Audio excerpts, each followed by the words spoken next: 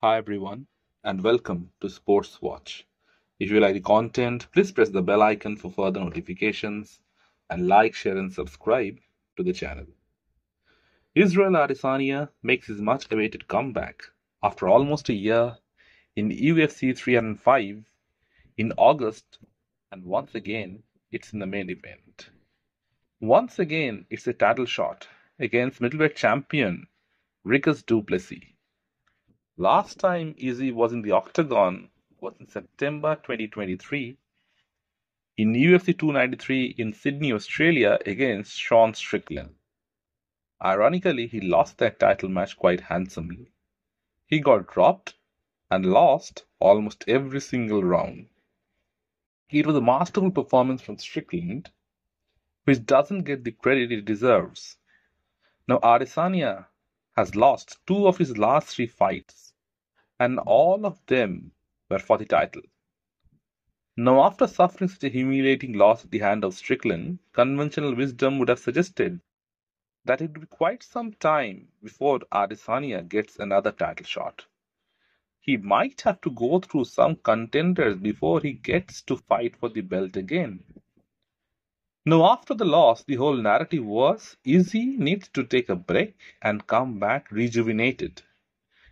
In his YouTube channel, Adesanya also stated that he was coming back for heads, he doesn't care about the belt. While this was playing out, his management, Paradigm Sports, which also manages Conor, were negotiating with the UFC to get another title shot for Izzy. So all the drama about taking time off was essentially a bluff. For the first time in history, a former champion gets a title shot of a loss.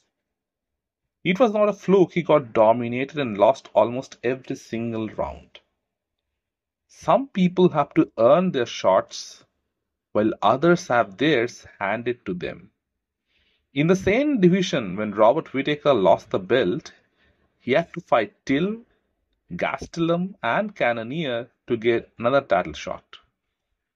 While Adesanya loses to Pereira, he gets an immediate rematch, defeats Pereira, loses to Strickland, and surprisingly gets another automatic rematch.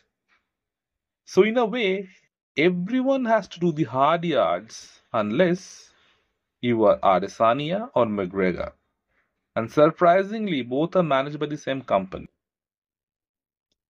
Interestingly, Tori Ferguson, who was managed at one point of time by Paradigm, was on a 12-fight win streak, but he never fought for the belt. Tony had stated multiple times how his management company protected Conor from him. So their preferences were quite clear. Perhaps this is what Tony called out as Dana White privilege. The UFC of late has become quite a joke. Dana often used to refer to corruption in boxing, but of late, the UFC aren't doing anything different, giving a title shot to a fighter who lost all 5 rounds of his last fight is blatant favoritism. Sean Strickland, who controversially lost to Dricus Duplessis, doesn't get a rematch. So Adesanya gets his chance to become the middleweight champion for the 3rd time. If he does it, everyone will forget about how he maneuvered his way to a title shot. It's carefully constructed for Adesanya to win the belt and for Duplessis to lose it. Credit must be given to Dricus for taking the fight as well. There is clear animosity between the pair, and both of them are from Africa, so it will be about bragging rights. When Izzy was the champ, he tried to catch Dricus off guard with a title fight in short notice. Duplessis, to his credit, refused, and Izzy went on to fight Strickland. So Duplessis could have easily asked Adesanya to get a win and come back, but the fact that he didn't show any hesitance shows how much belief he has in getting his hands raised. And the fight is taking place in Australia, in Izzy's backyard. So if it's a close fight, the chances of Dricus retaining the belt are minimal. So Dricus is walking into enemy territory as the champion, which is admirable, but don't expect any championship privileges. Adesanya and Duplessis have sparred before, and there have been varying reports about the outcome. But sparring is not fighting. Dricus Duplessis is a big middleweight. His style is ugly and in your face. Most importantly, he doesn't rely on any one facet of his game to get the victory. He's probably the only guy that Adesanya has faced in a long time that can actually wrestle. Izzy's kryptonite is his wrestling, but taking him down is the challenge.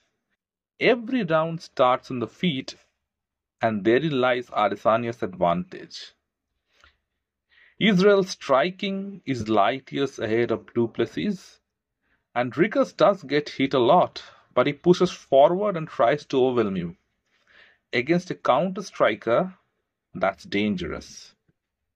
Dricus also tires and slows down in fights, and Adesanya with his footwork can cause him plenty of problems. So for Duplessis to gain the upper hand, he has to fight to the ground. He has to wrestle.